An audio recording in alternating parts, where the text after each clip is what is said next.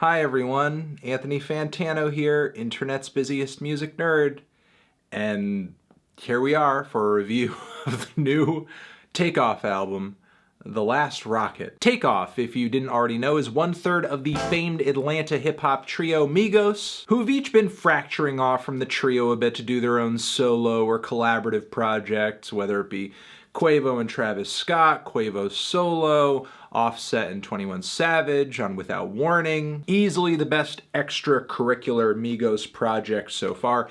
And now it seems to be Takeoff's turn. It's Takeoff's shot. Takeoff's up to bat. Takeoff has a solo thing now. So, look, I saw this coming.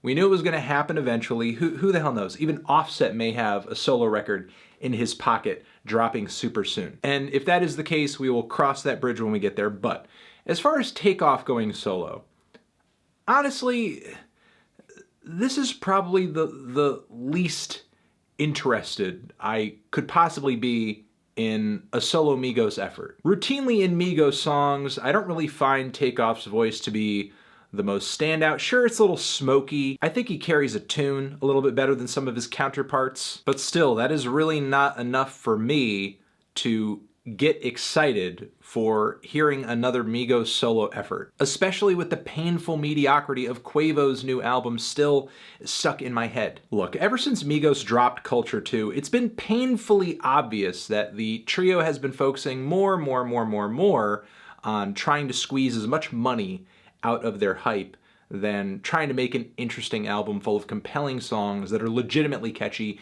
aka Culture 1. Easily one of the most infectious, viral, and to-the-point contributions to the current pop rap and trap meta. It's almost as if they had no idea what made that album so good, so instead of following with that formula again, they just worked for 25 to 45 minutes at a time for a series of songs on the follow-up album Culture 2 until they hit 90 minutes in length, way too many tracks to even want to listen to all the way through, and then just threw that out to get as many streams as possible. And to rack up even more streams, what do? Drop a bunch of solo projects as well. So given that Migos' motivations are so painfully obvious in releasing so much music in a short amount of time, I'm not really going into this new Takeoff album thinking, whoa, he must have like some kind of significant artistic statement he feels like he can only make on the outside of the group. No, because that's not the case. This is yet another just wash, rinse, and repeat album that sounds like much of what the Migos have been doing up until this point,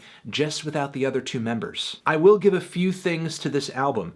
It is just about 30 minutes and change. This is not overloaded like Quavo's record was. This was not overloaded like Culture 2 was. So this album is of a respectable size, and it seems like Takeoff doesn't overdo it on the features. It feels like he focuses a bit more on hooks, even if some of those hooks are pretty bad and are just merely him repeating the words, I remember, over and over and over. There are a few tracks on here where it does seem that he focuses on a topic, sometimes a personal one, whether again it be I Remember, where he kind of goes back down memory lane through some personal paths that brought him to this point.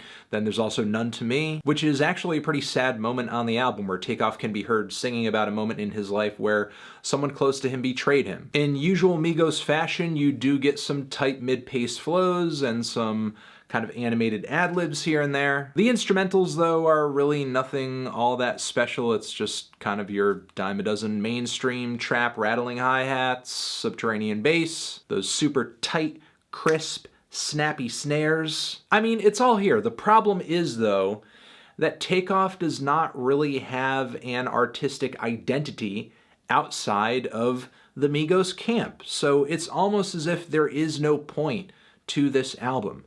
I could at least give Quavo some props on the fact that, you know, as much of a mess as Huncho was, that record did have some kind of odd instrumentals on it. It did have some vocal guests that I guess you wouldn't expect typically on a Migos record. There were some spots that really seemed like they were coming out of left field and he was really trying to do something different. However, on The Last Rocket, while this album is not so long that it's annoying, it doesn't really feature any huge risks that go south for Takeoff. What this album does become, though, is almost worse, and that's redundant, because there's really nothing on this album that you couldn't already get out of a Migos record, but again, with less vocal diversity, as you're just hearing one member of the trio, and I think it's become pretty clear at this point that without another artist to play off of on a track, no member of Migos is all that compelling. You do get spots on here like Casper where he does seem to get a little bit more personal than Offset or Quavo are maybe willing to on a track. But outside of that, this album doesn't really offer much. I mean, sure, you may enjoy it, or maybe you might even love it if this is your favorite genre of music and this is all you want to listen to and you don't really care if there's any kind of variance or anything new or anything surprising or anything exciting. You just want to hear the same triplet flows and trap instrumentals that you have been hearing throughout the mainstream for the past few years now. If that's your prerogative, that's completely fine. I'm not gonna hate on it. But for me, there's really nothing for me to sell you on with this album other than that it's not totally awful. Sure, Takeoff does have like a really goofy line here or there, like that one where he's talking about how he gets high like the man with the afro. It's a really weird way to structure that line. So yeah, he does have some goofy bars every once in a while on this thing, but as far as modern trap records go, you can at least listen to it, I guess. If some of these tracks popped up in a mainstream hip-hop playlist on Spotify, it's not like you'd start wincing or turning your head like, what the hell is this? No, I mean, that's really the thing with this record. It blends in with everything else and doesn't do anything to stand out. And given that Takeoff is a part of one of the largest groups in this trend, I guess there's really no incentive for him to change. But from the standpoint of a music fan that wants to hear some exceptional rapping or songwriting or lyricism, no matter what form that takes, whether your song is smart or narrative or it's funny or it's charismatic or it's cutthroat, whatever you do in your music to make yourself stand out, I'm here to give it a try. But what Takeoff is offering us here is formulaic, pure and simple, and that's it. So even though when this album is on, it's an okay listen, I'm just so utterly bored by it. What makes this a more interesting or refreshing record than Culture or No Label 2? Not really anything. I'm feeling a strong 4 to a light 5 on this thing. Transition, have you given this album a listen? Did you love it? Did you hate it? What would you rate it? You're the best, you're the best. What should I review next? Hit the like if you like. Please subscribe and please don't cry. Hit the bell as well. Over here next to my head is another video that you can check out. Hit that up, or the link to subscribe to the channel. Anthony Fantano. Takeoff forever.